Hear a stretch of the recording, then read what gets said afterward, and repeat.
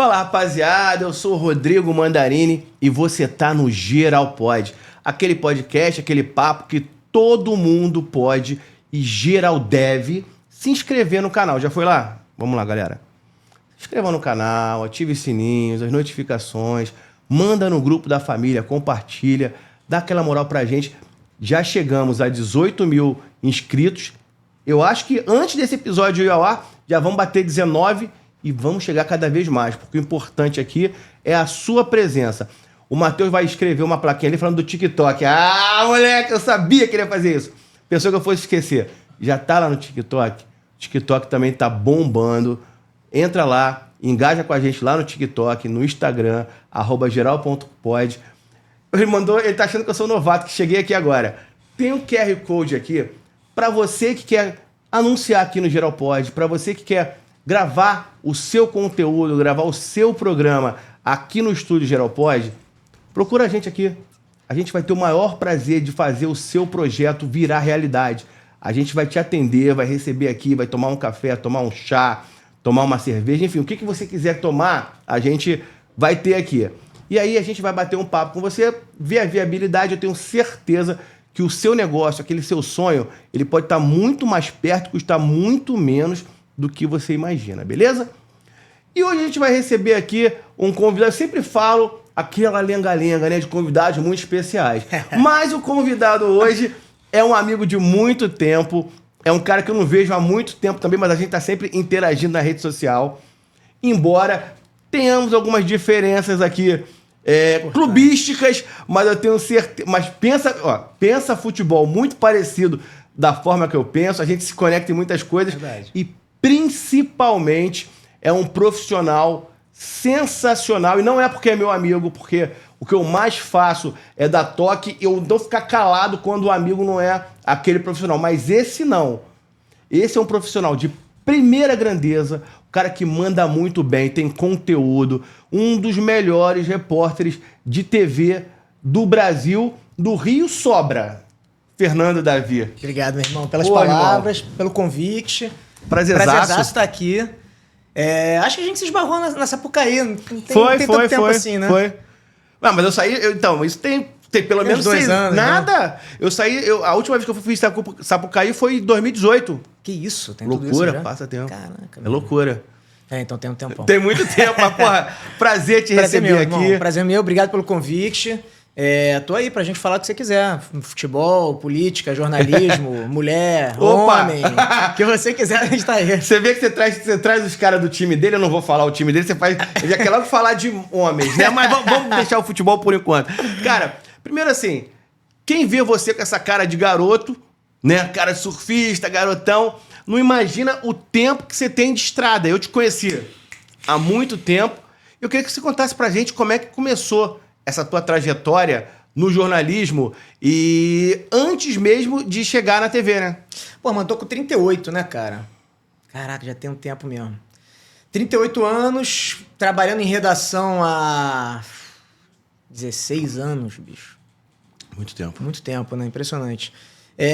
Assim, jornalismo pra mim foi uma coisa que foi meio por acaso, que na verdade, se você conversar com uma galera que faz TV, geralmente você vai ver uma história assim, eu era criança, ganhei um gravadorzinho, saía brincando com o meu microfone, entrevistando os outros, e pra mim isso não aconteceu dessa forma, foi realmente meio por acaso. Eu queria ser médico até os 45 do segundo tempo, aí com o terceiro ano da escola comecei a gostar de violão, história e geografia. Nada a ver até então. Acampar.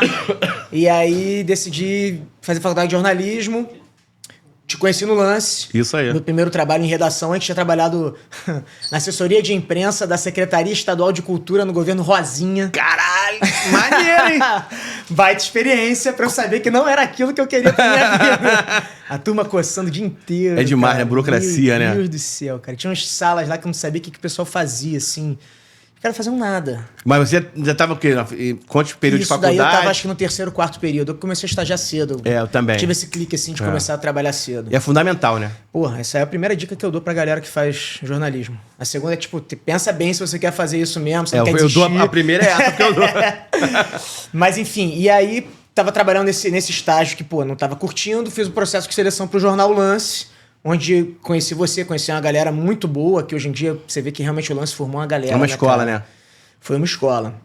E passei pra eu acho que deve ter sido o último colocado na prova do lance, porque eu passei pra pior vaga que tinha, não sei se tu lembra, que era a sala da escuta. Sala da escuta, Meu porra. irmão, eu ficava numa salinha de um por um, de vidro, olhando pra parede, a redação era aqui. Eu ficava olhando pra um computador aqui, ouvindo os programas esportivos. A escuta no lance era isso. Eu ficava momento ouvindo esportivo, aquele de meio-dia. aquele 1220 lá da Rádio Globo. Isso aí, 1440 tinha também um da Rádio Brasil, não lembra disso, não? Caralho, eu lembro que a hora-chave era de 5 a 7 da tarde. Ah, que você pegava de... Eu pegava de tarde. Ah, lá, tá, eu acho. meio-dia que de tinha tarde. esse... Aí ficava vendo lá o Robetão, Robô e teia, não. Agora vamos lá, Isso pô. aí mesmo. Vamos ver as manchetes. Aí, pô, tinha que teclar lá e mandar pros setoristas as aspas, né? O que cada um falou, cada jogador falou nas entrevistas para esses programas esportivos do rádio.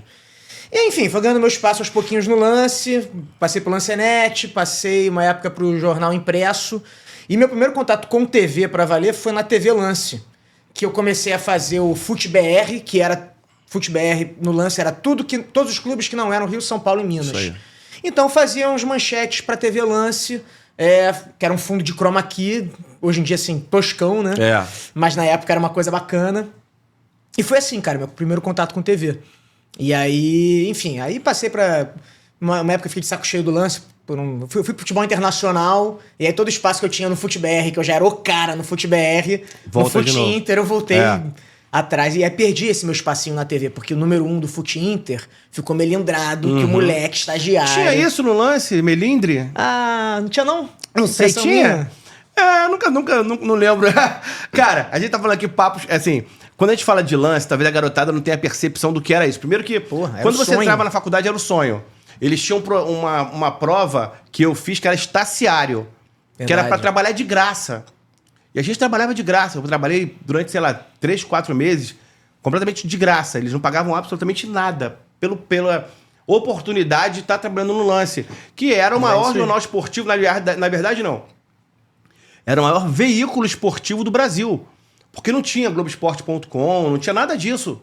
Não tinha. Não tinha. Era o Lancenet. A internet não existia. O único portal esportivo relevante na época era o Lancenet. E aí, mesmo na empresa, eles não queriam fazer Lancenet.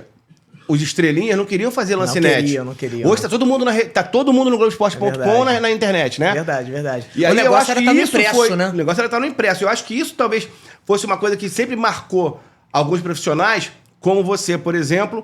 Que você tinha essa questão, essa multimídia que eles chamavam na época. Sim, você cara. tinha isso enraizado em você, a web, a tecnologia, a TV. Eu acho que talvez a gente veja... Tem outro cara que é da geração... Eu sou um pouquinho antes de você, mas é da tua geração também, que é o Thiago Asmar, o Pilhado. Sim. Que são as pessoas que conseguiram sair do lance com uma casca muito legal, porque sabiam que vocês talvez...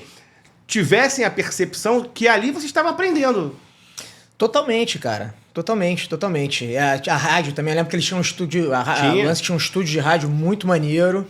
Eu cobri jogo pela Rádio Lance, cara. Eu cobri uma vez um julgamento, cara, no STJD. Eu era muito moleque, não entendia nada que estava acontecendo, mas cobri lá eu acho que um julgamento do André Sanches, né? Porque ele não lembra qual foi a merda que ele fez pelo Corinthians na época, mas aí eu fui lá cobrir, me deram um telefone, cara, você vai ter que entrar ao vivo pra rádio agora. Caraca, puta... Aquele frio na barriga do caralho. E é isso, assim. Aí passei por todo. Passei pelo Lancenet, pela TV Lance, pelo impresso. E fiz uma coisa ou outra pra rádio. Também fiz uma matéria com Bernardo Bezoucher. Meu Deus! Pra revista do Lance também. Que era uma revista maneira. Era que queria mais concorrer com a... Placar. Com a Placar, assim. Fazer uns trabalhos bacanas, cara. Graficamente bem bacana. Linda, a revista era legal. Era assim, era isso, né? A gente, moleque, que gostava de esporte. Era muito legal. O Fluminense ganhava. Sou tricolor, né? Eu comprava o Lance. A primeira coisa que eu fazia no dia seguinte era ir na banca de jornal. Eu assinei o Lance uma época também. Era muito legal. Eu comprava o jornal, eu lia lá, ia ter jogo do Fluminense importante. Queria ler o Lance. Os brindes, né, que o Lance dava. Mochila. Porra, o Lance marcou. Histórico, cara. Marcou. Histórico. Eu tenho muito orgulho. Eu tenho muito orgulho fico triste.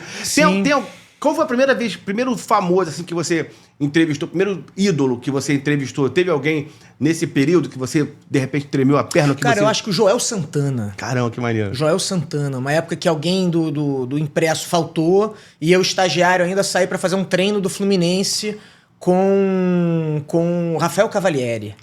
Que hoje agora é chefe de cozinha, Virou né? chefe, blogueiro dessa área gastronômica, né? Eu continuo tendo algum contato com ele. Assisti o 4x1 do final do Carioca no passado, do lado dele, na arquibancada. E aí saí pra entrevistar o Joel, né, cara? Um dia antes, acho que eu tinha ligado pra ele, eu não lembro como é que foi, mas foi assim, caraca, o Joel Santana, meu irmão. E ele atendia todo mundo, né? Ele era de boaça. Mas grandão, assim. né? Grandão. Na época, mais ainda do que hoje, né, cara? Foi impactante, assim. Acho que o Branco também, entrevistei quando era moleque, assim. O Felipe, quando veio jogar no Flu também. Maneiro. Porque isso é muito legal, né? A gente ter o contato, quando a gente começa na profissão, e talvez fique até a dica aí pra garotada que tá começando, você precisa conhecer o que você tá fazendo. Eu acho fundamental isso. E quando a gente trabalha no futebol, a gente já conhece, né? Quando a gente vai pro jornalismo, a gente já conhece aqueles caras, você não precisa estudar muito. Sim. Mas é importante você saber quem são as suas referências, que hoje falta muito, né? Hoje, infelizmente, eu acho, hoje o mercado de jornalismo esportivo não tem referência, tem cada vez menos referências, né? A gente ainda chega numa fase aí, quase 20 anos atrás, em que a gente tinha algumas referências. Hoje é difícil, né, cara? E as referências que tem são essas que continuaram. Porque se a gente for pegar referência hoje, é o quê? É o Paparazzo, é o... É mesmo. No Fluminense deve ter algum outro youtuber também. Amaral. Mas eu continuo preferindo, sei lá, o Cícero Melo na ESPN. Também. Particularmente, eu gosto mais. Eu até acompanho agora um outro blogueiro do Flu, mas eu prefiro acompanhar as referências. Jornalisticamente é difícil hoje, né? Você fazer. Hoje eu acho que hoje eu não trabalharia no esporte em redação, que eu acho que seria muito difícil, cara. Cara, comigo, assim, eu enchi um pouco o saco do esporte, mais da rotina mesmo, assim. Quando eu fui pra Globo, eu acabei passando no projeto... Bem, então continuando a linha do tempo, né? Me enchi um saco um pouco do lance com algumas coisas, perdi um espaço que eu já achei que era meu. E aí um belo dia eu tava navegando na internet, sei lá, Globo.com, cliquei lá, programa estagiário da Globo. Falei, porra, quer saber? Vou passar pro Globoesporte.com, já tá legal isso aqui pra mim. O Globoesporte.com tava crescendo na época, mas ainda não era maior que o Lance. Não era. Maior que o Lance Net. Mas falei, cara, vou abrir meu leque. Bora. Aí me inscrevi, passei da primeira fase, passei da segunda fase, mostrei pra um colega meu de lance, falei, não conta pra ninguém não, mas já tô fazendo... Aí o moleque falou assim, porra, Fernando, tu é doente, isso aqui não é pro Globoesporte.com, isso aqui é pra TV Globo, irmão. E tu nem assim sabia? Eu fui parar na TV Globo, irmão. Foi parar na Globo por acaso? Juro por Deus, fiz esse processo que tinha umas 20 mil pessoas, passamos umas 30, e eu tive uma entrevista no esporte com a turma lá na Editoria Rio, com a turma da Editoria Rio, e no esporte foi com o Marcelo Barreto. Olha. E ele falou pra mim, Fernando, vou te ser bem honesto, cara, tu passou no esporte, tu passou no jornalismo, tu vai mais ou menos vai ter que decidir. E eu, naquele momento, estagiário ainda, pensei, cara, quer saber, vou pro jornalismo. Primeiro porque eu já tô meio que saco cheio do esporte, assim, com a rotina do esporte, né? Treina, concentra, joga, crônica do jogo. Treina, jogador machuca. Quanto tempo machucado? Contratar... Tudo coletiva. Coletiva, um pouco acesso, aquela coisa. E eu falei, cara, quer saber, eu vou pro jornalismo... Porque, sei lá, vou abrir meu leque. E aí eu entrei na Editoria Rio, da Globo, e comecei a trabalhar com coisas que... você já acompanhava pra caramba notícias policiais? Não. Notícias do Ministério Público, processou, sei lá, que eu nem entendia direito o que era Ministério Público, entendeu? Fui aprendendo meio que na prática ali, buraco na rua. Eu não entendia direito que, sei lá, uma investigação tinha uma relevância muito maior do que um buraco grande em São Gonçalo. Foi uma coisa que eu fui meio que aprendendo, assim, vivendo e aprendendo. Porra, muito mais... Cara, você vê como são as narrativas. E você vê como as pessoas... Talvez por isso que eu sempre tive simpatia por você. A história que se contava no Lance era totalmente diferente. É não? A história que contava no Lance é quem levou você pra Globo. Não teve nada de prova. Quem levou você pra Globo foi a Mônica. Sério? Esposa do a Mônica Beto. Bernardes. Eu trabalhei muito com ela na Globo depois. Olha isso, cara. O zum que tinha é que você era peixada dela e que ela que levou você. Olha que loucura isso. Eu adoraria ser peixada da Mônica. Caraca, tu fez prova e, porra, optou de não ir pro esporte. Isso foi fantástico, cara. Foi isso, cara. Que barato, eu não sabia dessa história. Eu não sabia dessa... Você não sabia disso? Não. Ih, mas era Nunca soube. verdade absoluta, nunca... Nunca soube. Eu lembro que a Mônica foi fazer um curso de português pra gente Isso. no lance, lembra? E assim eu conheci a Mônica. Eu também conhecia. Mas minha relação com a Mônica acabou quando o curso acabou. Olha isso. Cara, é muito bizarro. Isso aí é que nem o fulano tá comendo alguém. Quando vai na rede, na rede corredor ali, o pessoal acaba que... E vira a verdade, falavam né? isso, cara. Eu vou lembrar, até quando fora do ar eu vou lembrar. Eu vou falar com quem eu vi essa história. Mas era pública essa história. Mas maneiro isso, você contar. Foi com o Asmar, isso. não? Não.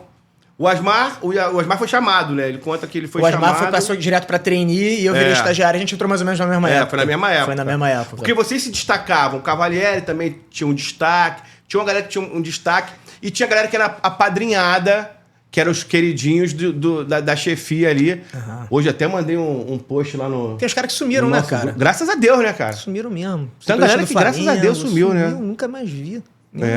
Tem uma galera que, porra, graças a Deus, que não volte nunca mais. E aí você entra na Globo, aí começa esse contato com o Rio, com cidade. Cara, que foi uma revolução pra mim, muda assim, tudo né? na cabeça. Muda a vida, não Sabe muda? Por quê, Amanda? Porque tudo é uma matéria, meu irmão. Você sai na rua, você olhou pra lá, sei lá, pichação. Opa, por que a gente não junta pichação com, sei lá, vandalismo que quebrou e faz uma matéria de vandalismo? Tudo é uma matéria no jornalismo local, no jornalismo cidade, cara. Diferente do esporte, que o seu isso negócio, aí. sabe, seu leque é fechado. Por onde você olhar, tem uma matéria, meu irmão. Olhou pro ar, caralho, tá passando avião pra caralho muda aqui. Muda a tua forma de ver o mundo, não vê? De ver o mundo. Você fica até meio psicopata, assim, né? Ainda mais no início, querendo mostrar serviço, meu irmão. Eu saí assim... Que meus chefes falavam isso, né? Porra, vocês que estão na rua, andando o tempo todo de lá pra cá, vocês têm que trazer matéria pra gente. Não é só matéria que, saiu no Globo. Hoje em dia, porra, rapaziada, hoje em dia é tudo agência, né? Saiu na agência, o cara sugere a pauta. Naquela época, né? A gente fala, velho, mas mudou muito, mudou absurdamente. Mudou.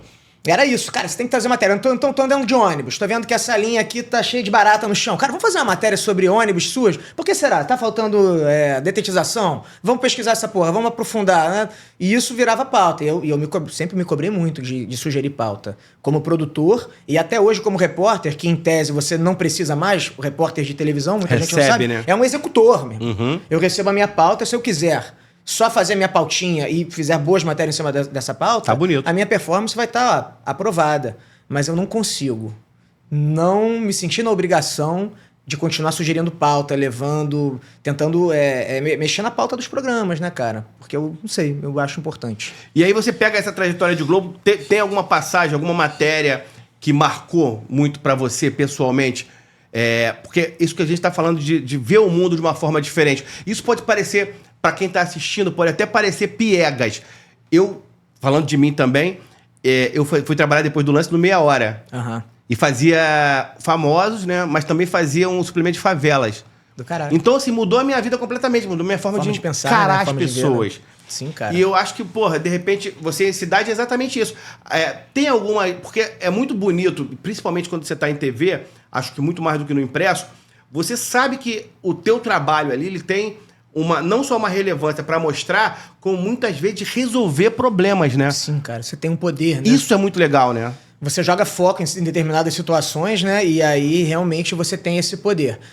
Teve até uma passagem engraçada, antes de responder diretamente a tua pergunta, mas foi minha primeira matéria na RJTV que eu produzi, foi um buraco em São Gonçalo. Alguém ligou lá e falou, porra, tem um buraco imenso aqui na minha rua. E, porra, o que eu pensei? Vou fazer o bom jornalismo, vou ouvir os dois lados. Então eu ouvi o morador que falou que tinha um buraco e liguei pra prefeitura, falei, tem um buraco, prefeitura de São Gonçalo, seguinte, rua tal, tem um buraco lá gigante, está atrapalhando a vida da comunidade lá e a gente vai fazer uma matéria amanhã. O que aconteceu? Chegou o repórter no dia seguinte, tava a prefeitura, obra, o prefeito lá, o subprefeito fazendo um auê. É isso mesmo. E aí meu chefe falou, caralho, o que tu fez, cara? Eu falei, fiz o que eu aprendi na faculdade, eu vi os dois não lados. Pode, irmão, depois. Eu falei, não, cara, depois. Na TV a gente faz o seguinte, a gente primeiro vai lá, registra que de fato tem um buraco, e aí liga. No momento que a gente registrou, entrevistou todo mundo, mostrou o problema, a gente liga pra resolver. Acabou que tu resolveu o problema e acabou com a matéria. Minha primeira matéria. Estudando nas Paulino contigo tava ferrada, né? Cara, não sei nem se foi essa, bobear foi até ela, sabia? Que era meio que uma pegada RJ Móvel. Na época não tinha RJ Móvel, era disque e reportagem. O pessoal ligava e a gente fazia a matéria assim. Acabei com a matéria. Chegou a trabalhar com ela diretamente? Cheguei. Porra, ídola. Que ela transformou essa pegada do Essa jornalismo pegada, comunitário, né? né? Meu TCC de finalização de curso foi sobre o RJ Móvel. Porra, que maneiro. Foi jornalismo comunitário na TV Globo. Isso é muito legal, né? Mostrei que, assim, que até na TV Globo, né, que tem essa fama de, burguesa e corporativismo, blá, blá, blá, era possível ajudar o povo. E aí eu lembro que até que a minha orientadora, pra me ferrar, mais ou menos, botou um professor da Écola, eu fiz o FRJ, né, comunista, até não poder mais, que eu odiava a Globo. Putz. Aí o cara até falou assim, ó, tu foi muito corajoso de me chamar aqui pra pra fazer parte da tua banca. Mas é isso, cara, você realmente ganha uma possibilidade de ajudar as pessoas. Isso é muito legal. E pra mim, pessoalmente, quando eu fui pra cidade, eu assim, sou filho de uma família classe média, alta, meus pais são médicos, morei na Zona Sul a vida inteira. Cara, eu conheci o Rio de Janeiro, eu conheci o mundo de uma forma diferente. Hoje eu conheço tudo. Jacarezinho, já fui Complexo do Alemão, já Isso fui. é muito foda. Santa Cruz, Paciência, em Oaíba, tudo, meu irmão. Teus pais falavam o quê? Porque cobria tiroteio. Cobria tiroteio. E quando ia... Como é que era a relação do pai? Porque antes, porra, pai, vou lá nas Laranjeiras, vou lá falar com o Joel Santana, vou no Maraca, cobrir o Flusão, perdendo o Libertadores. Ah, não, foi antes, né, que vocês perderam o Libertadores, você saiu antes. Eu saí em 2008, foi o ano que... se você tivesse em 2008 lá, você não estaria aqui, porque eu ia te odiar, porque eu odiava todos aqueles tricolores de 2008. Mas aí, você... Como é que foi pra dentro de casa? Porque tem muito isso. Cara, assim, na verdade, primeiro, quando eu passei pra Globo, o que seus pais vão pensar? Porra, meu filho está bem encaminhado, tá indo pro caminho certo. E na realidade também, Manda, quando eu fui pra Globo, assim, quando eu fiz essa transição, você, como produtor, você sai pouco na rua, né? Eu ia fazer coisas mais... Sabe quando eu saí na rua como produtor e foi meu primeiro trabalho externo, que eu falei, caraca, porra, é isso que eu quero? É foda falar isso. Na tragédia das chuvas de Teresópolis e Petrópolis, lá de 2010, 2011. Que eu fui e ajudei as equipes na rua, e voei de helicóptero com a Força Nacional, fui fazer um resgate de um senhor que estava isolado já há 3, 4 dias, numa casa inacessível. Nesse momento eu falei, caramba, cara, é isso. Bateu aqui. Porque você já quer ser repórter, porque você entende que é o topo da hierarquia, mais ou menos o topo da hierarquia dentro da televisão, estão os melhores salários, tem o glamour, as pessoas te conhecem na rua, é bacana, mas o trabalho eu achei mais legal, na verdade foi isso, assim. E aí quando eu virei repórter e comecei a fazer essas loucuras, realmente, eu peguei o final dessa geração que ainda acompanhava tiroteio, tá? Porque depois que um ou outro morreram, inclusive colegas da Bandeirantes, né? Um colega, o Gelson, morreu em um tiroteio lá em Santa Cruz, se eu não me engano.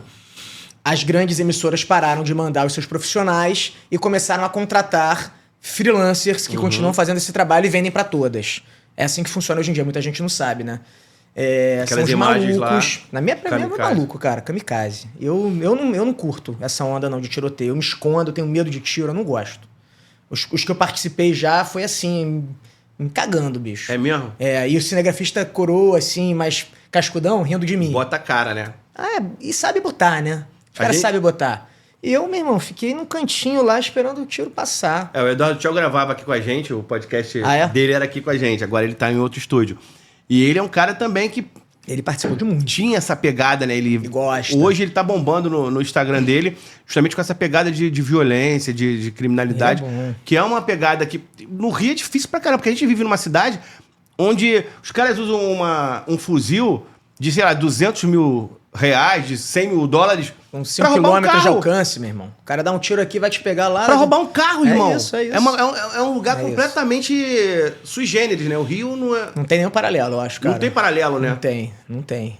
Você, quando você vai pra rua, como é que era a reação do público? Foi de que ano que você ficou como repórter na Globo?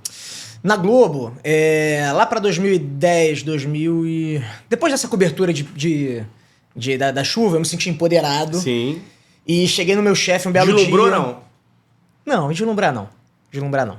Eu, modéstia à parte, acho que eu sou um cara bem pé no chão. E ainda mais nessa época, não deslumbrei zero. Mas cheguei pro meu chefe, que é um cara que, foi muito importante na minha carreira, um cara chamado Eric Bretas. Eric Bretas. Já ouviu falar? Claro. Agora tá no Globoplay. Saiu agora do Globoplay, né? Eu acho que ele depois foi pra esse lado da tecnologia e tal. Mas na época ele era diretor de jornalismo da Globo Rio. Eu falei, Eric, cara, é o seguinte... Sabe quando eu tava já uns 3 meses pra falar com ele, então eu cheguei na sala dele e não falei, eu vomitei. E ele ficou assim, ó, coçando a barba dele e me olhando. E eu, cara, não é porque eu quero ser repórter, eu acho que eu tenho talento pra isso, blá, blá, blá, blá, blá, blá, blá, blá. No final de tudo que eu falei, ele falou, Fernando, te faltam 2 coisas pra ser repórter. Eu falei, o quê? Um pouco de ruga e um pouco de cabelo branco. Falei, caralho, fudeu. É que tu tem cara de garoto mesmo. Eu tenho cara de garoto, eu tinha muito mais cara de garoto na época. E assim, de certa forma também era uma metáfora pra dizer, cara, te falta experiência, meu irmão. Sim. E aí o Eric, depois de 3, 4 meses, falou, Fernando, chega aqui na minha sala. Ó, o negócio é o seguinte, pintou uma possibilidade lá em São Paulo, pra equipe do Profissão Repórter.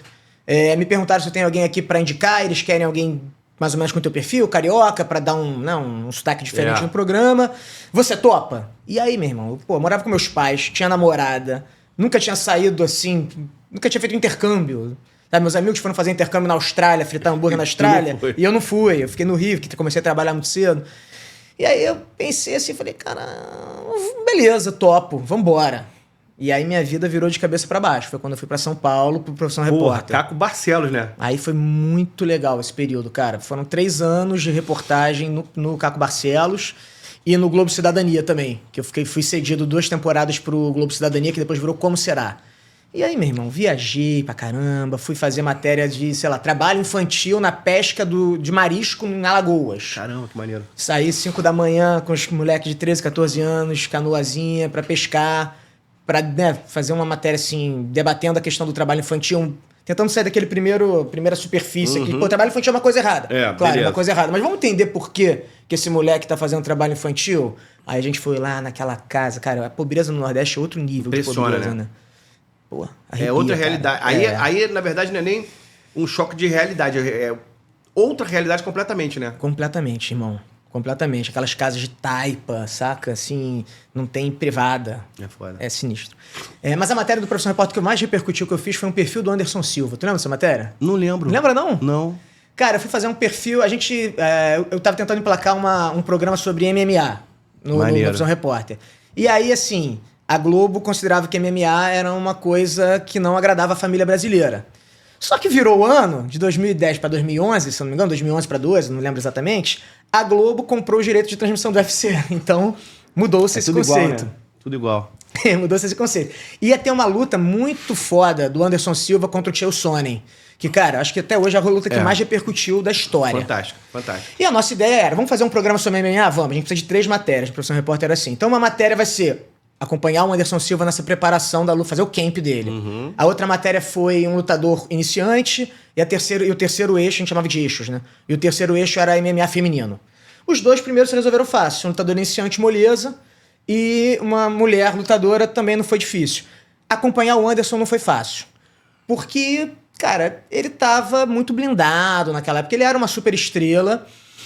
E eu fiz uma abordagem do Anderson, lá no Profissão Repórter não tinha produção, né? O repórter faz a produção. Fazia tudo. E a gente gostava de filmar a produção. Então teve um evento do Anderson aqui no Recreio dos Bandeirantes, uma exibição, uma luta que ele fez, um treino aberto e tal, e eu fui lá, fiz uma mini entrevista com ele e me convidei pra participar, pra cobrir a preparação dele. E ele foi meio escroto comigo.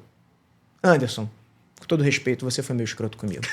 Tu não pode nem reclamar, né, na hora lá, imagina. Não, assim, ele falou, não, cara, vê lá com a minha assessoria, A assessoria dele na época era a do Ronaldo. Nine. Era do Ronaldo. Entrevistei ele nessa época. Tu entrevistou ele nessa época? Lá em São Paulo. E a Nine também meio que cagou pra mim. Sei lá, não sei se eles estavam com com o Esporte Espetacular, com outros produtos, com outros focos, acharam que eu ia atrapalhar. Por algum motivo eles não quiseram, não toparam. E aí eu desanimei, né, cara? Falei, porra, o programa que eu sugeri, que droga, não vou conseguir. Aí a minha chefe, que é uma pessoa brilhante na época, chama Ana Escalada, ela falou pra mim, Fernando, por que tu não faz um perfil do Anderson sem entrevistar o Anderson? Estilo aquele que a gente aprende na faculdade do Frank Sinatra, que o Gay Talese é um texto clássico de jornalismo, né? É um texto chamado Frank Sinatra está gripado, eu acho que é isso. O cara também tenta entrevistar o Frank Sinatra, o Frank Sinatra não dá moral pra ele, e ele entrevista todo mundo, barbeiro, motorista de táxi, todo mundo que... E ele faz um perfil do Frank Sinatra. E eu fui fazer isso, eu fui comendo pelas pontas. Então eu marquei uma entrevista lá na Chutebox de Curitiba, e o Professor Repórter era foda por isso, né? Cara, vou pra Curitiba amanhã. Muito bom, pode né? ser? Pode ser, vou comprar passagem aqui pra você. É assim, é um negócio surreal. E fui na Chutebox, entrevistei o professor dele já mandou aquela assim, porra, eu dava café da manhã pra ele, e hoje em dia ele nem lembra de mim. Falei, porra, começou a chorar, meu irmão. E me deu uns materiais que pra TV é muito importante, de imagem, do Anderson, molequinho, lutando umas paradas de ninja, assim, com, sei lá, uns palmas, uns chinais, sei lá o que era aquilo. Mas foi do caralho. Aí eu falei, pô, que legal, cara. Pô, agora eu queria tanto ir na casa do Anderson, pena que eu não sei onde é que é. Aí o cara falou, pô, você não sabe onde é que é? Não. Pô, cara, vira à direita, à esquerda e tal, tu vai chegar.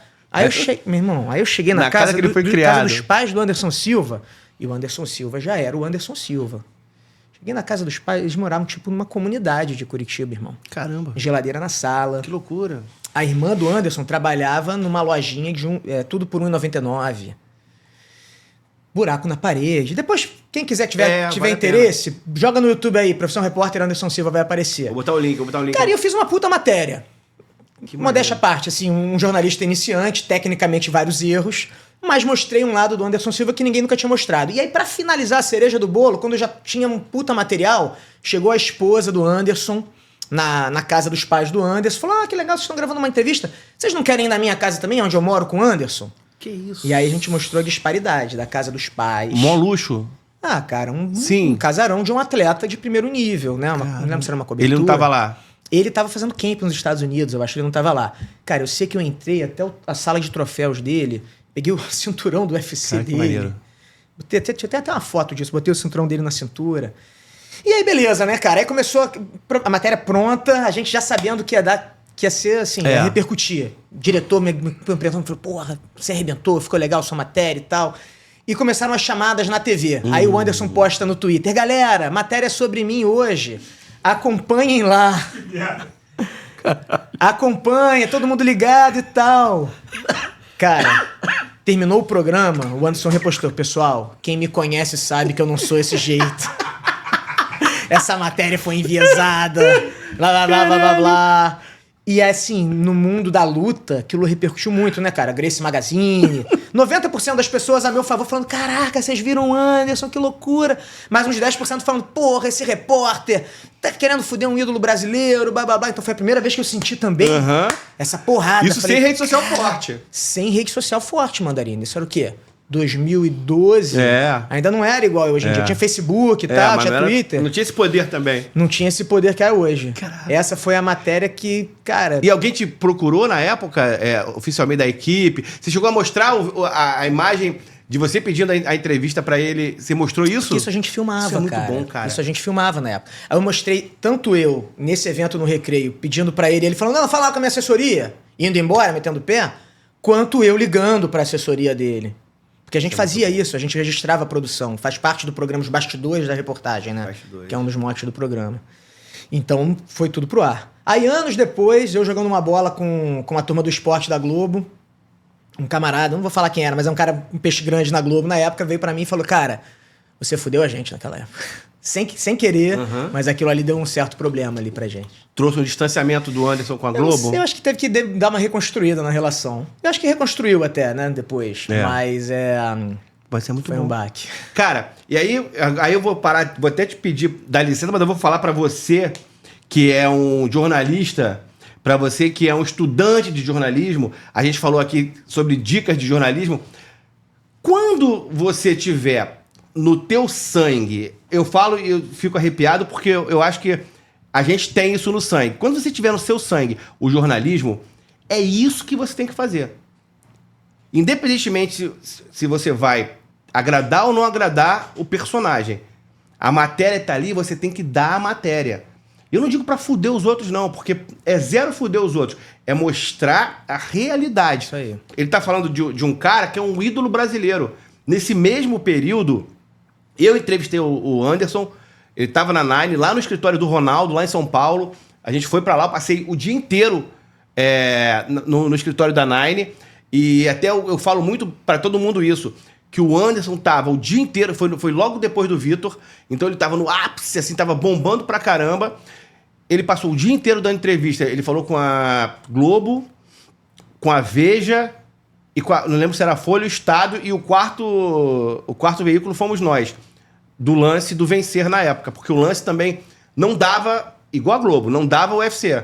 E aí eu, que gosto do esporte, você pode ver que tem um monte de bonequinho ali atrás, eu, como muito gostava do esporte naquele momento, junto com um repórter nosso, que hoje é do canal Encarada, que é o Luiz Coutinho, a gente começou a dar, contra a vontade da empresa, a gente começou a dar o UFC.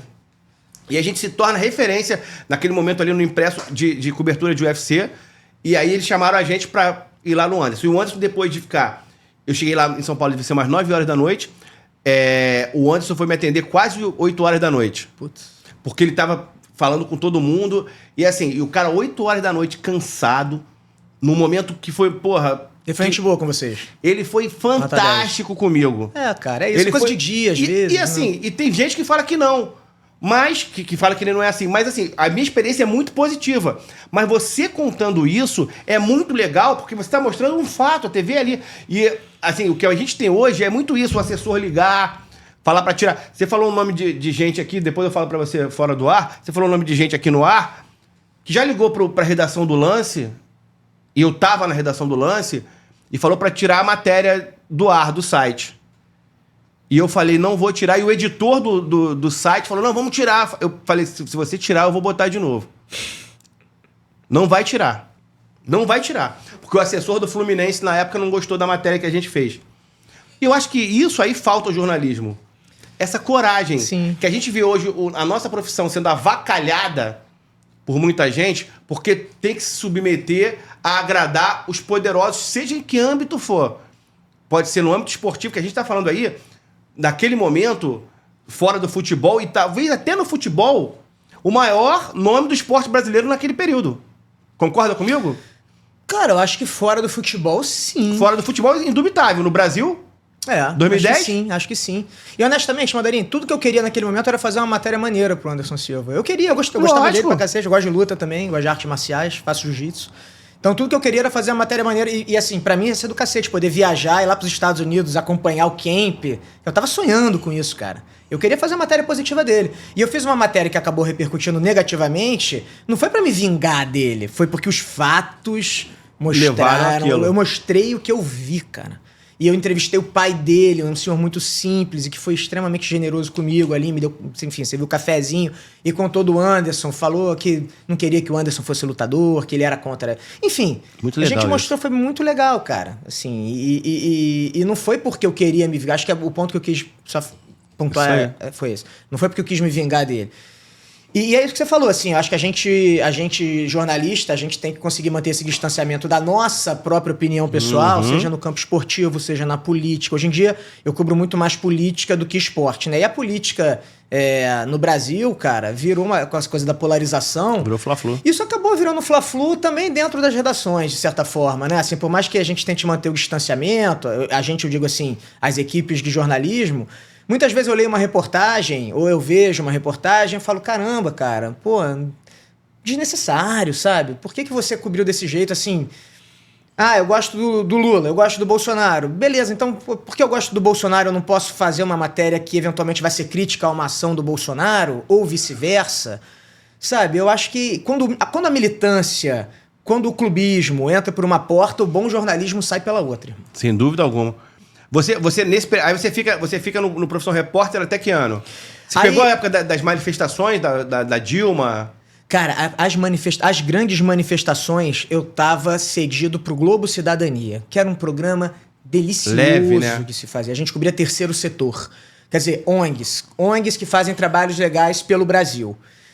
E aí, as grandes manifestações eu assisti pela televisão, cobrindo uma ONG que tá fazendo um trabalho legal no interior do Nordeste. Porra, que vibe, né? Porra, diferente. Porque foi uma época que o pessoal tinha que tampar a canopla da Globo, né? Eu cobri grandes manifestações já pela Band, na época aqui da Alerj, lembra? Da venda da SEDAI, do congelamento do salário dos servidores. Aí a porrada comeu, meu amigo. E eu fiquei lá no meio, máscara, tomando medo de tomar tiro de bala de borracha, sendo ameaçado pela polícia, sendo ameaçado pelos manifestantes. Foi foda. É diferente, porque aí você depois do Professor Repórter, do Globo Cidadania, aí você sai da Globo, é isso? Aí eu volto pro Rio, né? Algumas coisas aconteceram em São Paulo e portas se fecharam pra mim dentro da Globo. Mas o que? Você quer falar, não? Não, cara, aconteceu o seguinte, o Profissão Repórter precisava renovar a equipe.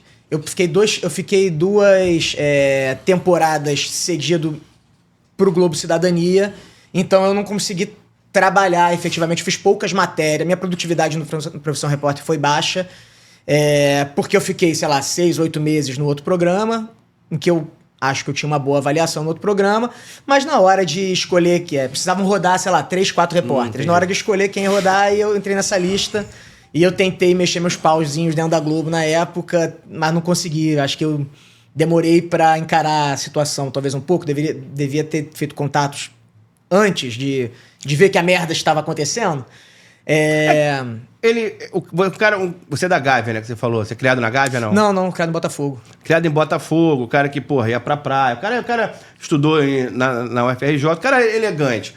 Você quer dizer que você não puxava saco, ponto. Não precisa falar que eu falei, pronto, vamos continuar. Pode ser. Eu puxava pouco, talvez, né? Ou o saco errado, né? Ou puxava os sacos errados. Mas assim, aí eu tentei costurar uma volta pro Rio de Janeiro como repórter. E isso, naquele momento, não tinha vaga. As pessoas até falaram, pô, cara, eu vou tentar. Mas não rolou, acabou não rolando, cara. E em paralelo, eu queria muito voltar pro Rio também, porque minha mãe tava com problema de saúde e eu queria ficar perto dela. Ela teve um câncer, graças a Deus ela tá curada. Oh, graças a Deus. E aí, cara, fiz uns contatos no Rio e fui pra Band, bati na porta da Band, na maior humildade do mundo. E Rodolfo Schneider, que é um cara também a quem eu devo muito na minha carreira, na época era diretor de jornalismo da Band Rio, sentou comigo e, meu irmão, no mesmo jeito que eu falei com o Eric Bretas antes, eu vomitei pro Rodolfo também. Porque sem conhecer ele, sem nada? Sem conhecer. Cara, conhecia maneiro. Só de rádio, né? Porque eu ouvia muito Boechat e o Rodolfo, aquela duplinha, então você mais ou menos já conhece o estilo. Não, ele não te conhecia. Ele não me conhecia. Ele me conhecia só de trabalho. E aí, cara, eu não fiquei nem um mês desempregado. Isso foi muito importante pra mim nesse momento, que foi um divisor de águas na minha vida, né? E isso, assim, eu já tava vendo outras coisas. Eu já tava engatilhado, por exemplo, pra começar a trabalhar como assessor de imprensa na Suderge. Só que a vida é muito louca, né, cara? Assim, se não rola na Band, se bobear, eu ia ter enveredado pra esse lado do setor público de novo, virar aquele cara, assessor de imprensa, burocrata, chegar, pendurar meu blazerzinho na cadeira e tal. Mas virou na Band. E aí eu trabalhei, meu irmão, durante 1 ano de madrugada. Eu fui o repórter da madruga louca no Rio de Janeiro. Muito crime, muito tiroteio. Não, mas você pede demissão ou não? Acabou o contrato, eles... Acabou o contrato e eu vim pro Rio. Tá. Eu falei assim, cara, olha só, tô sem emprego em São Paulo, não vou ficar sem emprego em São Paulo, vou ficar sem emprego no Rio. Entendi, tá. Aí eu vim pro Rio.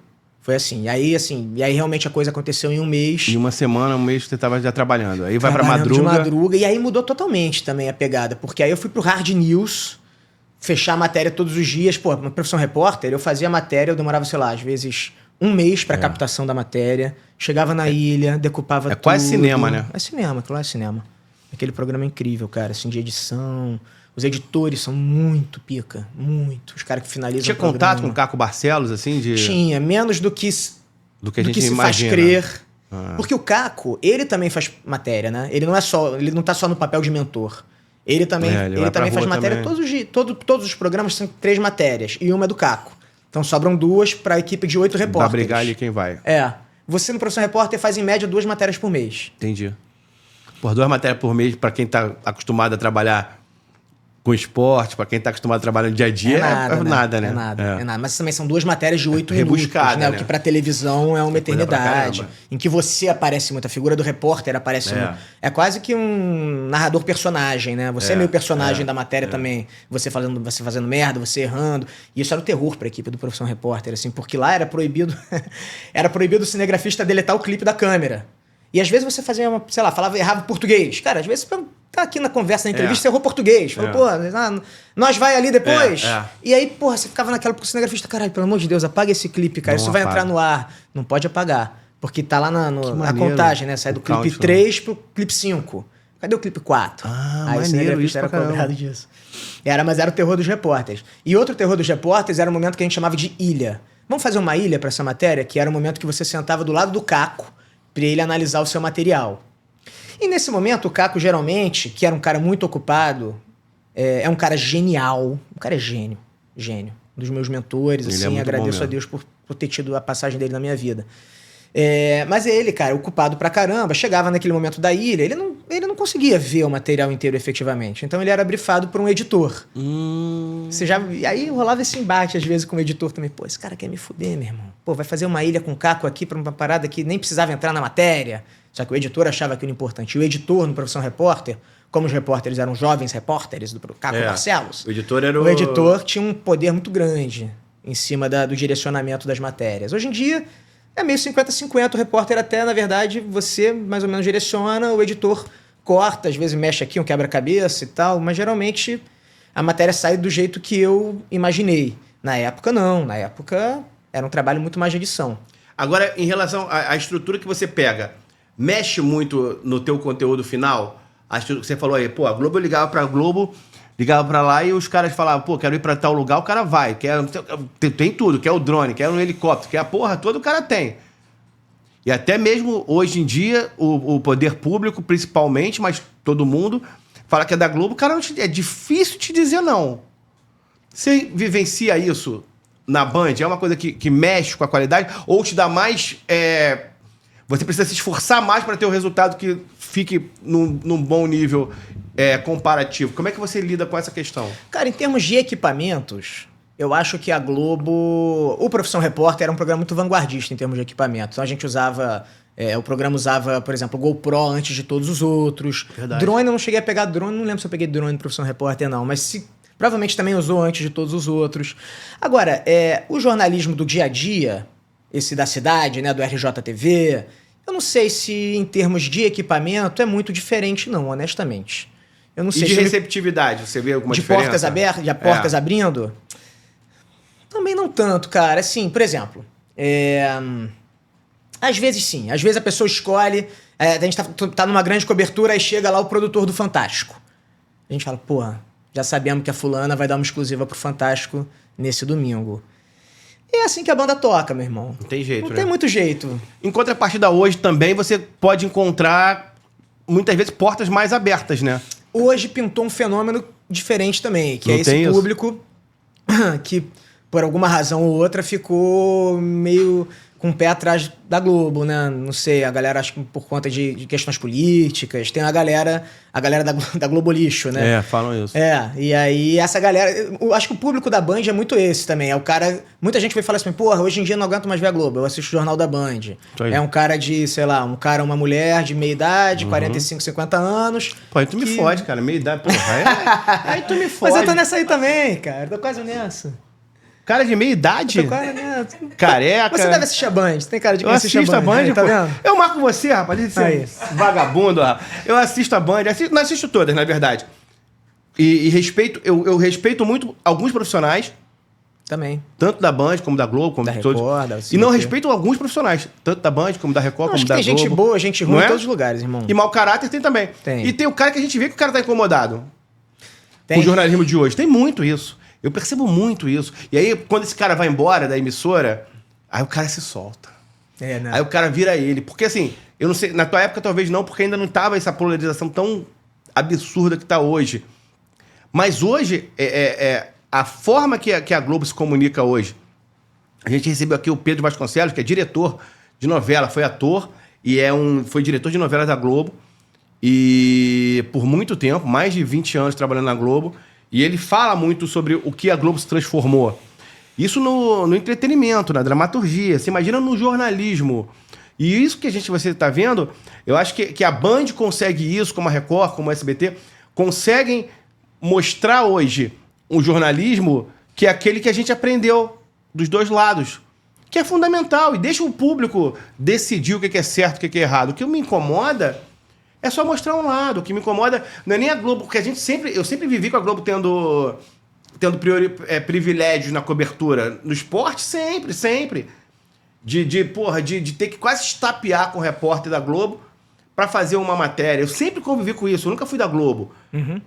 Mas isso é do jogo. A canopla lá, a logo dos caras é mais pesada, beleza. As pessoas querem falar com eles. O problema Paciência. é quando eles querem pautar e fazer a cobertura tendenciosa. Isso é uma coisa que me incomoda. E eu espero que mude isso. E talvez numa emissora como a Bandeirante, que também... A Bandeirante de São Paulo, principalmente o Fernando Mito, que é um gigante do nosso jornalismo, claramente ele tem a tendência dele política e tá tudo bem. Como a gente vai ter o Datena, que tem outra, e o Tino Júnior, que tem, e o Bonner... E tá tudo bem. Mas eu acho que a Band consegue, mesmo tendo profissionais de todos os lados, eu acho que a Band consegue fazer um jornalismo que a gente consiga... O tiozão que você tá falando, a gente consegue assistir sem querer tacar um sapato na televisão, cara. Porque não dá. Cara, eu acho que assim, ó... eu não tô mais na Globo há um tempo, né? Então, Pra mim é difícil. Eu peguei o período da Globo em que a gente considerava o PSDB um partido de direita. Então, assim, pra mim é meio difícil opinar sobre o que tá acontecendo nesse momento. A ponderação que eu faço com relação à Globo, sem querer me aprofundar muito, e depois eu vou falar da Band, porque eu acho que tem uma coisa legal pra falar da Band. Mas é o seguinte, quando eu trabalhei na Globo, a gente sofria porque a Globo, eu era criticado porque a Globo era a mídia da direita, né? A mídia burguesa, corporativista da burguesia e tudo mais. E hoje me surpreende muito que a crítica é a oposta, né? Completamente. Né? Hoje em dia, quem critica a Globo é mais a turma da direita que diz que a Globo faz um jornalismo de esquerda. Então, assim, eu, honestamente, eu respeito a tua opinião, mas eu fico com o pé atrás também pra comprar totalmente essa narrativa de que, poxa, hoje a Globo vai fazer um jornalismo 100% tendencioso pro lado X ou pro lado Y, embora eu entenda que, claro, existem interesses comerciais, interesses ideológicos também. Ideológicos, acho que é conceitual, né? Conceituais, sem dúvida. Em relação à Band, cara, eu tenho muito orgulho de trabalhar na Band nesse sentido, porque a Band, realmente, ela dá voz para pessoas que pensam diferente. Você ligar na rádio, por exemplo, às 6 horas da noite, você vai ouvir lá um monólogo, o programa do Reinaldo Azevedo. Lembra do Reinaldo Azevedo? Lembro. Da Veja. Também já mudou de posição um monte de vezes. Então, e hoje em dia o Reinaldo Azevedo é um cara que, assim, ele tem posições, acho que mais favoráveis do que desfavoráveis ao governo Lula, e é um extremo crítico da Operação Lava Jato. Aí você muda de horário, você vai ouvir, não sei, o Eduardo Oineg no rádio, no mesmo rádio, ou ele apresentando o Jornal da Band. E aí você ouve uma outra visão de mundo diferente. E aí você ouve o Datena, por exemplo, que você falou, e você vai ouvir um cara que vai defender a ação da polícia, a polícia mais dura, leis mais rígidas, completamente contrário do Reinaldo Azevedo, sabe? Aí vai agora o Wagner Montes, o Vaguinho, né? O Vaguinho agora também, com essa pegada de, né, jornalismo policial, e um cara assim, mais próximo do povão. Aí você tem o Jornal da Band, que é uma coisa mais, aquele jornal mais política, economia. Então acho que na Band... isso é uma coisa a se elogiar da Band. Não é porque eu trabalho lá, não. Mas a Band... Eu não trabalho lá, eu elogio. Eu acho que é isso. A gente tem uma pluralidade maior do que nas co-irmãs. Eu acho que, assim, a gente falando de Fernando Mitre, que é um ícone do jornalismo esportivo, do jornalismo político brasileiro. Sim, cara. Um cara com uma relevância absurda. É um cara com uma relevância absurda. E aí a gente tem o Canal Livre, que é um programa que, pô, fantástico. A Band sempre foi referência em eleições. Sempre foi. Sim. De debate, e sempre foi referência. Aula, né? Porra, a Band brincou, né? Brincou. Pautou todas as outras, né? Brincou. Então, eu tenho muito, muito carinho pela Band, pelo esporte, volto a dizer, formou a minha geração. Se eu sou apaixonado por esporte, e eu tenho aqui na minha parede, depois eu vou te mostrar ali, uma foto das minhas referências, e eu postei até agora, que fez 10 anos da morte dele. Eu tenho o Luciano do Vale como um dos grandes ídolos da minha vida como jornalista. Então eu tenho uma gratidão à Band, porque o que me pautava como telespectador amante do esporte era o show do esporte, era a programação da Band. Eu sempre lembro aqui, o campeonato de Master, a seleção de vôlei, que ele chamava, depois o Luciano do Vale chamava a torcida Band de vôlei. O Luciano do Vale tem uma importância para quem, antes de TV a cabo. Então, assim, a importância que a Band tem, e eu fico muito feliz de ver a Band hoje, no jornalismo, no esporte, né? Voltando com tanta força, né? E é uma emissora, eu não sei, você na rua sabe mais do que eu acho que não tem rejeição, né? Cara, tem uma fake news maluca que corre aí também, mas assim, não tem pouquíssima rejeição, a gente sente um carinho da galera, mas tem uma fake news louca aí que a Band foi comprada pelos chineses. Às vezes fala assim, porra, comunista! E aí eles foram comprados pelos chineses. Eu falo, porra, assim, se fosse realmente comprado por um grupo chinês, entrasse um dinheiro forte... Nem tá ruim, né? Porra, ia ser show de bola, ruim. Sabe? Mas não, gente, a Band não foi comprada por um grupo chinês, assim, não que eu saiba, pelo menos. Mas tem assim, mas é realmente assim, a rejeição é menor, bem menor. Hoje, qual é a tua vibe, assim, que você pensa... A gente vai bater um papo daqui a um tempo. Onde você pensa em estar, assim? Quais são os teus planos a médio prazo na carreira? Cara, eu queria ser correspondente internacional. Olha, que maneiro. Eu gostaria de ser correspondente internacional. Admiro muitos da Band, né? A Sônia Blota, por exemplo, de Paris, porra. Fantástica. Fantástica, grande repórter. Barão. o Killing. A gente tem uma equipe pequena de correspondentes internacionais. E os caras que estão lá estão dando conta 100%. Mas quem sabe um dia eu não consigo um espacinho pra mim também, né? Eu venho me preparando pra isso. Tá preparadão já? Assim, preparadão, não sei. Vai bater aquele frio na barriga na hora do vamos ver. Mas pra quem trocou o posto lá de repórter do maior jornal esportivo pra ser produtor. Sim. Depois pra quem tá na maior empresa de comunicação como produtor e quer botar a cara. E aí você tá na maior empresa de comunicação colocando a cara. E você, volta pra uma emissora que não é maior, que não é a maior do país. Você, negócio de desafio contigo é muito tranquilo, né? É muito tranquilo, você encara, né? Cara, eu acho que os que pintaram até hoje pela minha frente eu encarei. E encararia de novo amarradaço esse de virar correspondente, assim. Esse é Qual lugar que você sonhava, assim, de Nova York? Que é pouca coisa também. Nova York é foda. Acho que Londres. Londres? Acho que eu preferiria ir pra Europa, Acho que eu preferiria ir pra Europa. Porra, maneiro isso, né? Ia ser do cacete, né? É uma experiência que deve ser impagável, né? E hoje a gente vê muita gente nova até, porque antigamente aquele... O Lucas Mendes fez 80 anos ontem, eu acho. Ficavam pra sempre, né? O cara ia Cílio ficar Bocaneira. Pra sempre, né? A da Globo lá da Itália, como é que é? Liso Scamparini. Né? Que sobe nos telhados. Sempre. Isso é muito maneiro, né? E ela é muito boa também. Cara, assim, e pro meu filho, né? Eu penso muito no meu filho também, dar uma educação pra ele num país, assim, de primeiro mundo. Eu acho que seria uma baita... Apesar de eu gostar muito dessa bagunça aqui... Mas vem de férias, pô. Pode ser. Vem aqui no Geral Pod de novo, fala como é que tá. É bom que traz um chocolate, traz aquele Lindt, né? Lá é mais barato do que aqui. É isso, cara. Assim, e assim, outra coisa que eu queria muito fazer também, que eu tô há um tempão já pra fazer e ainda não fiz, é fazer um curso de texto pra TV, pra estudantes de jornalismo. Ministrar o curso. Esquematizar um curso, né? Eu, não sei se eu sozinho, eu mais alguém... Eu aqui num estúdio tipo esse aqui, alguma coisa assim. Porque eu acho que a nossa carreira, ela na área de educação é muito boa. Né? Nas outras não é tão boa, mas na área de educação continua tendo milhares de estudantes aí todos os anos tentando entrar no mercado. E eu sinto que a galera, pelo menos a minha faculdade, né, era muito teórica e pouco prática. Então eu aprendi quase tudo trabalhando. E assim, tem muitas coisas que se eu já soubesse antes de começar os meus estágios, enfim, teriam me colocado já numa outra prateleira de cara, assim. Pô, isso é muito legal. Isso que você está falando da prática, a gente só vai ver, e aí fica aqui a dica para quem quer seguir no jornalismo mesmo, eu acho que é muito isso. É ir para a prática, você é um exemplo disso. O cara que começou aí com o terceiro período, mais ou menos, que você falou, começou já a botar o pé na rua, que é fundamental, é a prática, é a leitura, é ouvir todo mundo, porque jornalismo é ouvir todos os lados. Jornalismo não é você ser influenciável nem querer influenciar os outros.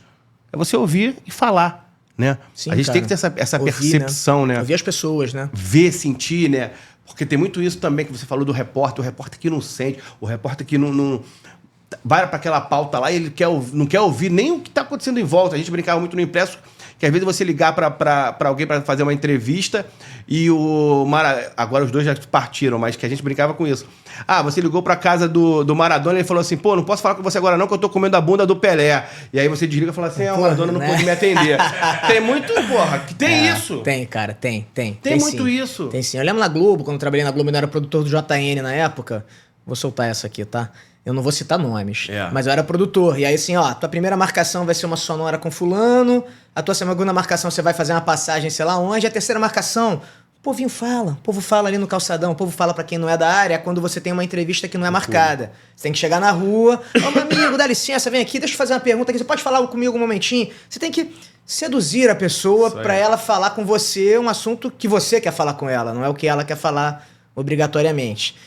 E aí esse repórter, que era assim, um figuraço, uma pessoa muito educada e polida e tudo mais, mas ele chegou pra mim e falou, querido, você não sabe? Eu falei, o quê? O que eu não sei? Eu não faço, o povo fala.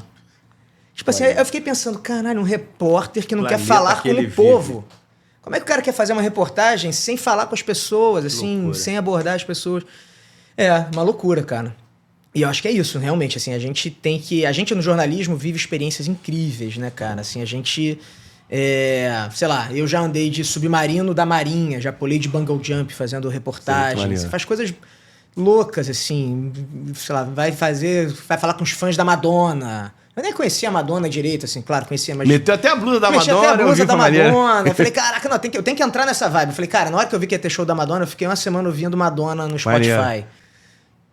Público gay, público... É isso. Sabe, assim, eu falei, cara, dane-se, entendeu? Eu não sou gay, mas tudo Isso bem, aí. eu vou curtir com a galera. E mó lá, alegria. mó alegria, pulei junto com a galera. Falei, cara, eu preciso entrar nessa energia. Claro, eu não vou me soltar as frangas aqui totalmente, virar igual Lógico, um fanzoca da Madonna, mas eu preciso entrar nessa vibe. Não, isso de você botar a blusa foi sensacional. Foi legal, né? Eu comprei, porra, duas blusas por R$100, meu irmão. É mesmo? Te meteram a mão assim? Puta merda. O cara queria cobrar 150. Falei, pô, cara, não sou Aí nem não dá, gringo, é. pô. Sou Tô nem na fã. Band, Tô pô. no corre aqui Tu igual não quer você, da Band, pô. não? Falei. Aí eu filmei as plaquinhas que ele tava vendendo lá. Não E falou, adiantou nada. Não, adiantou. Caiu de 150 pra 100. É. Duas. Falei, aí eu usei a camisa, depois pensei, cara, quando que eu vou usar essa camisa de novo agora, né?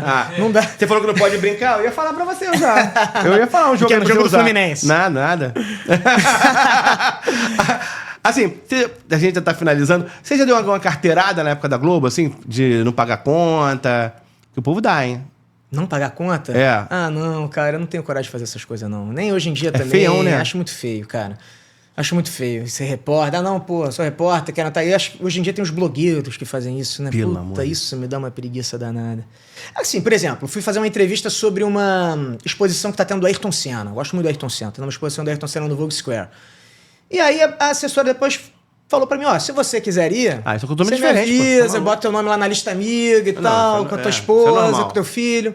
Aí é diferente, né? Não, você chegar lá e falar assim, porra, eu sou da Band, Não, sou da TV. cara. Essas carteiradas também são um negócio que, porra... Não, isso é feio demais, isso é feio demais, isso é feio demais. Quem quiser fazer jornalismo pra fazer isso, puta, cara, acho que tem que repensar, porque não é por aí. Porra, Não aí. é por aí.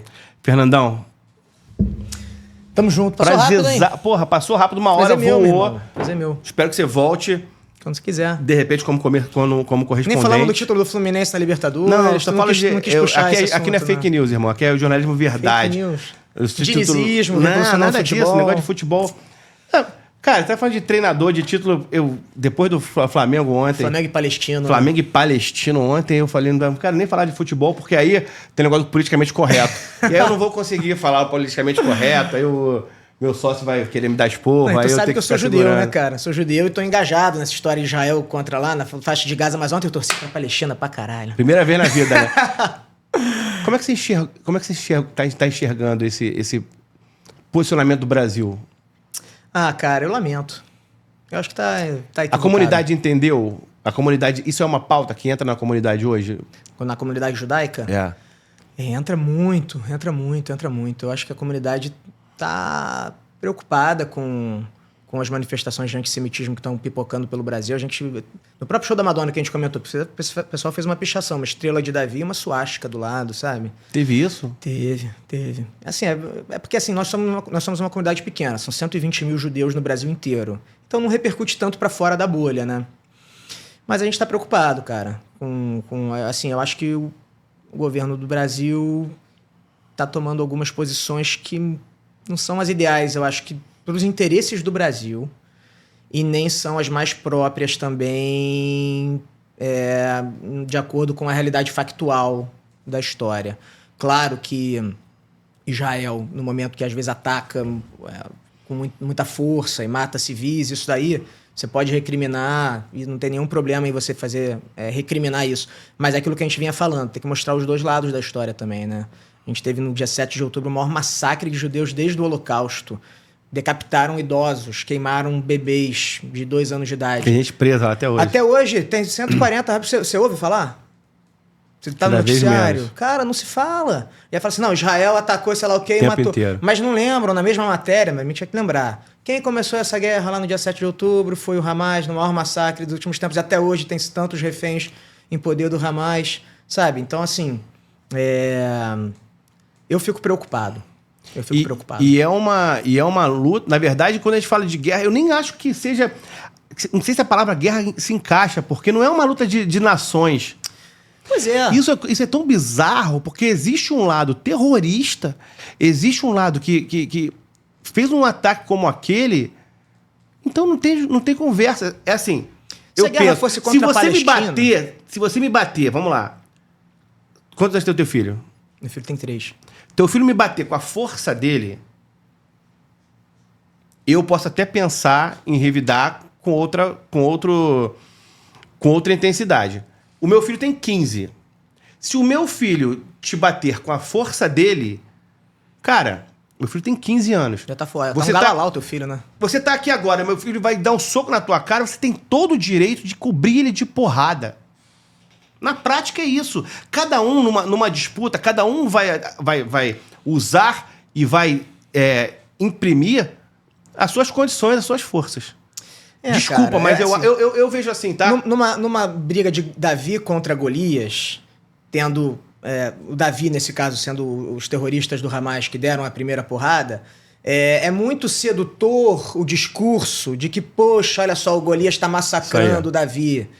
Mas o que vai fazendo? Qual é a solução na prática? A gente tem de um lado um grupo terrorista que raptou 140 pessoas e matou 1.200 aleatoriamente numa festa de música, num kibbutz, idosos, crianças. E brasileiros, inclusive. Brasileiros. Tem americano sequestrado até hoje. E a gente tem do outro lado um Estado nacional, que é dominado por que é governado hoje em dia por um grupo meio que não é da minha preferência também. Mas, cara, qual é a solução, então? Esse grupo terrorista, ele não quer devolver os reféns e ele não te reconhece como quando esses grupos manifestantes gritam Free Palestine from the river to the sea, né? Do rio até o mar. O que eles estão dizendo? Não é para ter nenhum Israel. Não é para existir nenhum judeu nesse lugar. Eles não reconhecem o direito de autodeterminação do único Estado judeu da história do mundo. Tem 500 estados islâmicos, católicos, budistas. Tem um judeu. Poxa, não pode existir um Estado judeu? Só porque eles não querem, né?